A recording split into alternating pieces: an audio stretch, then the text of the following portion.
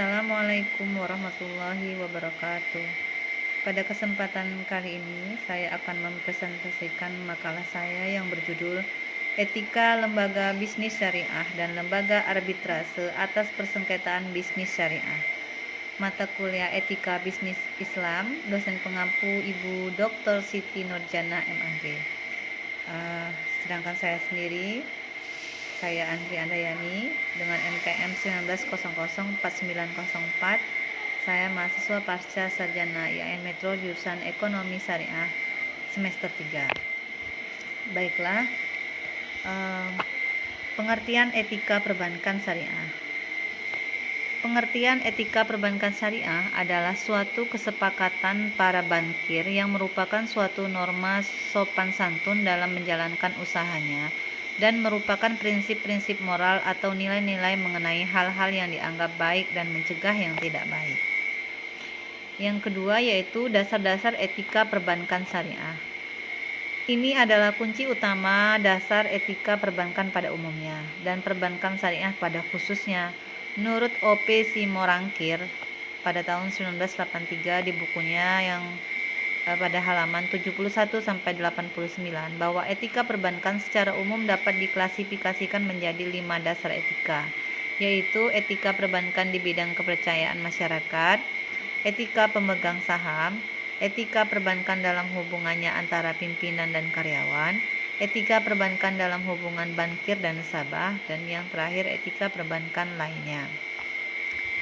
Yang ketiga yaitu prinsip dasar etika perbankan syariah. Sebagaimana kita ketahui bahwa kegiatan usaha penghimpunan dana, penyaluran dana, dan pelayanan jasa berdasarkan prinsip syariah yang dilakukan oleh bank merupakan jasa perbankan. Dalam melaksanakan jasa perbankan, bank wajib memenuhi prinsip syariah. Pemenuhan prinsip syariah dimaksud dilaksanakan dengan memenuhi ketentuan pokok hukum Islam, antara lain prinsip keadilan dan keseimbangan, yang kedua kemaslahatan, yang ketiga universalisme, serta yang keempat tidak mengandung unsur gharar, masyir, riba, zalim, dan objek haram. Karenanya, bank syariah merupakan bagian dari kehidupan sosial masyarakat.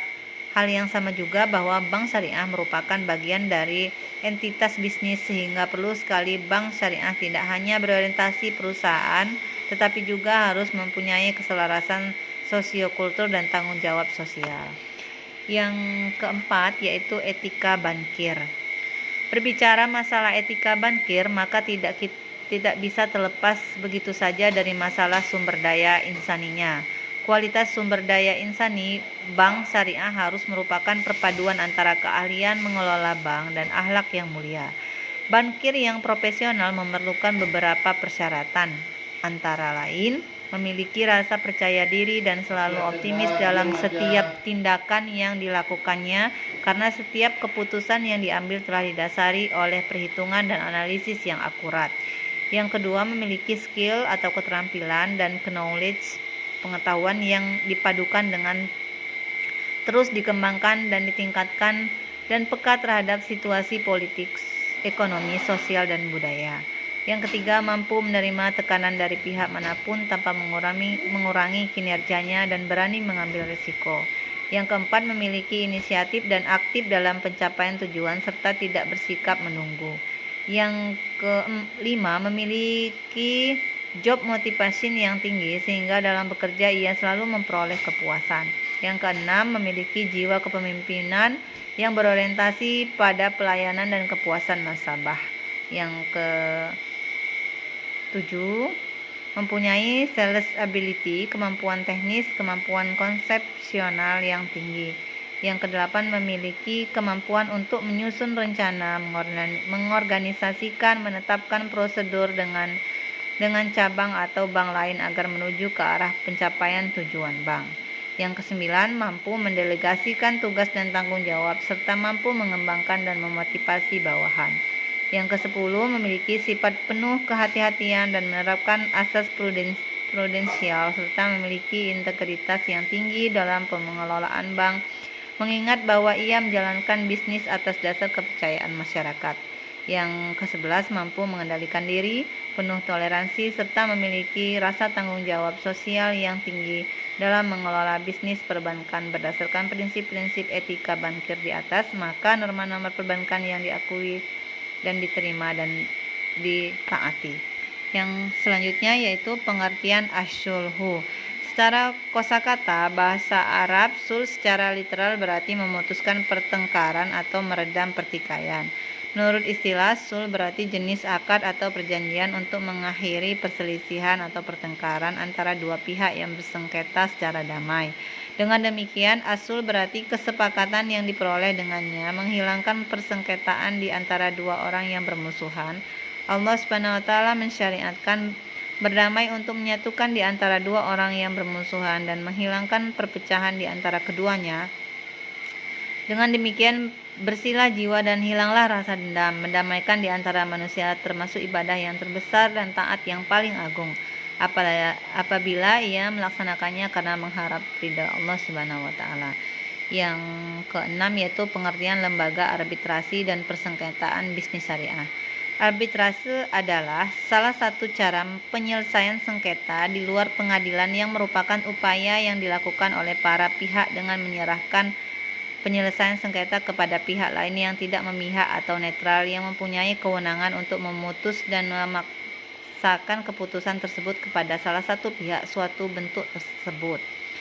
Secara garis besar, sengketa ekonomi syariah dapat diklasifikasikan menjadi tiga, yakni sengketa di bidang ekonomi syariah antara lembaga keuangan dan lembaga pembiayaan syariah dengan nasabahnya. Sengketa di bidang ekonomi syariah antara lembaga keuangan dan lembaga pembiayaan syariah. Sengketa di bidang ekonomi syariah antara orang-orang yang beragama Islam yang mana akad perjanjiannya disebutkan dengan tegas bahwa kegiatan usaha yang dilakukan adalah berdasarkan prinsip-prinsip syariah. Yang keenam yaitu kasus-kasus sengketa ekonomi syariah di Indonesia.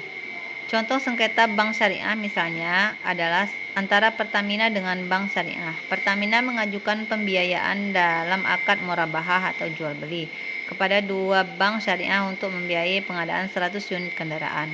Kedua bank syariah itu sepakat menyalurkan pembiayaan untuk 50 unit kendaraan. Suatu kali Pertamina terlambat membayar, namun secara sepihak salah satu bank syariah tiba-tiba menaikkan harga jual barang. Sengketa ini tidak kunjung selesai karena pihak bank syariah tidak bersedia membawa kasus ini ke Basarnas. Sedangkan sengketa bank syariah baru bisa dibawa ke Basarnas kalau kedua belah pihak menyetujui. Pihak bank syariah memilih untuk diselesaikan melalui peradilan umum karena bisa mendapatkan keuntungan sekitar 250 juta. Sementara kuasa hukum Pertamina melaporkan kasus ini ke BI Bank Syariah yang bersangkutan, DSN MUI dan Dewan Pengawas Syariah DPS, namun hasilnya tetap nihil. Yang selanjutnya yaitu peran lembaga arbitrase dalam penyelesaian sengketa ekonomi syariah di Indonesia. Dengan mencermati pertumbuhan sistem ekonomi syariah di awal tahun 90-an dan setelah mendirikan Bank Muamalah sebagai bank pertama atas dasar bank syariah, maka Majelis Umum Ulama Indonesia dengan beberapa tokoh telah memikirkan pula bagaimana cara penyelesaian sengketanya apabila terjadi sengketa secara tepat, adil, praktis, putusannya final dan mengikat serta mempunyai kekuatan eksekutorial. Untuk mengantisipasi dan memberikan kenyamanan dalam bertransaksi jika terjadi persengketaan, pemerintah telah mengeluarkan Undang-Undang Nomor 3 Tahun 2006 tentang perubahan atas Undang-Undang Nomor 7 Tahun 1989 tentang peradilan agama yang merupakan respon dari keinginan masyarakat yang membutuhkan payung hukum yang jelas jika terjadi sengketa dalam bidang ekonomi syariah. Tetapi penyelesaian di luar pengadilan melalui Basarnas atau Badan Arbitrase Syariah Nasional sesuai dengan SK MUI nomor Kep 9/MUI/12/2003 tanggal 30 Syawal 1424 Hijriah tanggal 24 Desember 2003 Masehi. Tugas Basarnas adalah menyelesaikan secara adil dan cepat sengketa muamalah perdata yang timbul dalam bidang perdagangan, keuangan, industri, jasa dan lain-lain, serta memberikan pendapat yang mengikat atas permintaan para pihak tanpa adanya suatu sengketa mengenai persoalan tertentu dalam suatu perjanjian. Baiklah, Selanjutnya yaitu lembaga arbitrase mempunyai kelebihan dibandingkan dengan lembaga peradilan. Yang pertama yaitu kerahasiaan sengketa para pihak dijamin. Yang kedua, terhindar dari kelambatan yang diakibatkan karena prosedural administrasi. Yang ketiga, para pihak dapat memilih arbiter yang menurut keyakinannya mempunyai pengetahuan dan pengalaman serta latar belakang yang cukup mengenai masalah yang disengketakan, jujur dan adil. Yang keempat, para pihak dapat menentukan pilihan hukum untuk menyelesaikan masalahnya, serta proses dan tempat penyelenggaraan arbitrase. Dan yang kelima, putusan arbitrase merupakan putusan yang mengikat para pihak dan dengan melalui tata cara yang sederhana saja ataupun langsung dapat dilaksanakan. Demikianlah presentasi makalah saya. Saya akhiri. Assalamualaikum warahmatullahi wabarakatuh.